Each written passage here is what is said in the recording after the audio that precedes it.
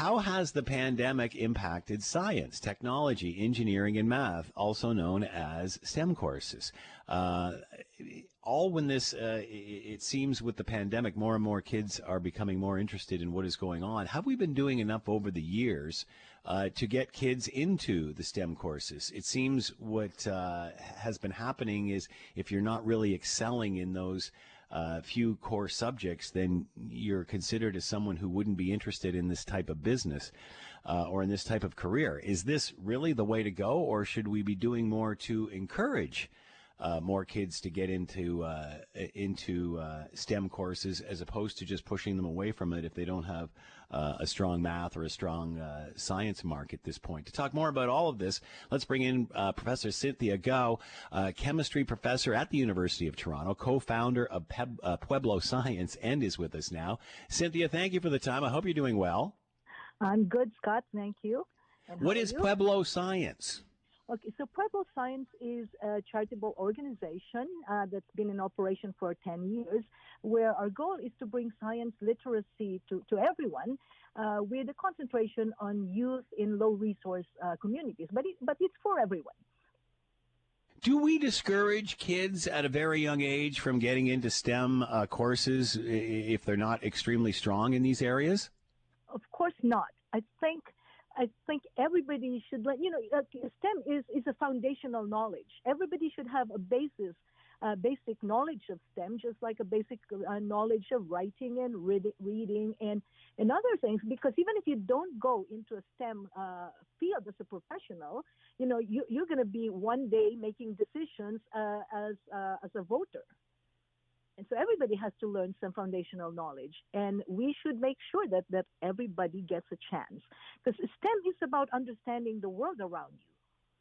I've talked to other educational experts in the past, and it seems the trend of late in the last several years is trying to direct kids at an early age into one area or another. Is that a positive thing? Because again, from what some have said, they've noticed that students have perhaps backed away from perhaps some of these courses because they're not their strongest suit, whereas these people can still be real contributors to this industry, even though this necessarily isn't one of their strongest courses. It's still something that they can evolve around. Right. Well, I'll tell you from my experience going through school and from teaching a lot of students, sometimes people don't develop until much later when they actually see the connection. I mean, There's a spark that sometimes get lit up later in life. I've seen that a lot through university. Some kid is like failing first year, second year, and then third year they take a course that really grabs them and they just shine. So it's really not right to stream people so young. And, it even can be, as you just said, our interests have changed. I remember being a kid, and I used to find history incredibly boring. And then the older I got, and especially in my senior grades, as you said, you'd take something that just lit a spark underneath you and aroused that curiosity, and off you go. Our minds do change quite a bit during that period, don't they? That's definitely true. And what we therefore have to do is make sure that all our people are from the ground up are exposed to the different options. And then one day something will click on somebody, and then we should be ready then to give that person the opportunity to focus once they find where they're going to go. How do we get or keep kids interested in these courses? Well, funny you should say that. But, sometimes the problem, science is hard, right? It's a challenging thing to teach, in part because it's hierarchical. If you miss day one, sometimes you can't do day two anymore because, you need the first knowledge, you build on it. And, but however, if you think about it, anything that's worthwhile is hierarchical. I mean, you can't enjoy a game of basketball until you learn how to dribble and to run and to pass. But what we need to do is to make sure that when kids are doing the basics, they get to see where it's leading so that they can see there is actually a light at the end of the tunnel. I'm going to be able to play great basketball if I just practice every morning. And science is no different. Is it different now? Sorry, go ahead. And so we as educators, we're always trying to figure out how to make things interesting. And with Pueblo Science, our approach is that it better be always hands-on, because science is about what's around you. We should make sure you understand that whatever we're teaching you is about, the thing you find in the kitchen, that you can actually relate to it. Is technology and the way kids have embraced technology, is this helping them understand more? Yeah, I'm not sure. And I'm speaking now from a mother of a 12-year-old who I hear you. I've been trying to do things with him. And the problem is the technology, when they play with the game, it's very quick. The rewards are very quick. Yeah. And then I try to teach him electronics. And, it takes forever to just make that light bulb, that little light blink. Mm-hmm, and so we have to understand, we may have to figure out how to really make sure they understand there's a light at the end of the tunnel. You're going to be able to make that game one day, but in the meantime, it will take us several months to actually just build your skills. So in other words, get used to not having immediate gratification. That's right. And the question is how to do that. And I don't have the answer yet. And I'm always experimenting in what to do. And as I said, I have a 12-year-old guinea pig in my house. So how has this global pandemic changed the way people and maybe even students look at STEM research and such? Has this drawn more attention to it? Yeah, so there's, the bad part about it is because we cannot do labs. It's very hard to keep distancing when you're in a lab. Right. So the labs have closed down, and so kids are less engaged from that end. And this is why Pueblo Science actually have mounted several videos to actually encourage teachers or parents or kids to use the things around their house to do experiments. That's our substitute to having a real laboratory. And on February 6th, we're going to have an activity where we're shipping out little kits so that kids can actually do a Zoom call with us, and we'll go through some experiments. So because we need to have them engaged from that end. The good part about it is you can see that STEM professionals or STEM education is always in the news right now as we think about the vaccine, the therapeutics, and even the healthcare workers. So kids are actually maybe, I'm hoping, seeing the connection about the STEM and the jobs of a STEM professional, for example.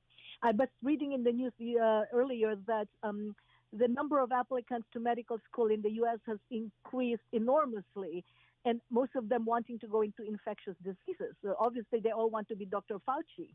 Yeah, This role modeling is actually probably becoming more visible right now as they see the need for this, not just healthcare, right? Because so I'm in the field where we're trying to understand the chemistry to kill viruses at surfaces. So our sanitation experts are also strongly grounded in STEM. So this is careers that are being shown to the students these days. This is also the first crisis of this generation, the first time that we've ever been faced with this sort of thing. So I'm sure there's lots of students out there that never even had thought of this sort of thing. That's right. In fact, no, I think nobody except for the few healthcare professionals never thought that this could happen. And in fact, well, of course, when we went through the SARS-1 many years back, that didn't last for long.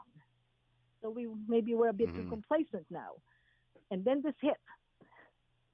What would you say to parents that are out there and have young kids that are thinking of opting out of STEM courses, that are perhaps having some problems and saying, I'm not going to excel in this field anyway, so I'm going to opt out? What would you say to those parents?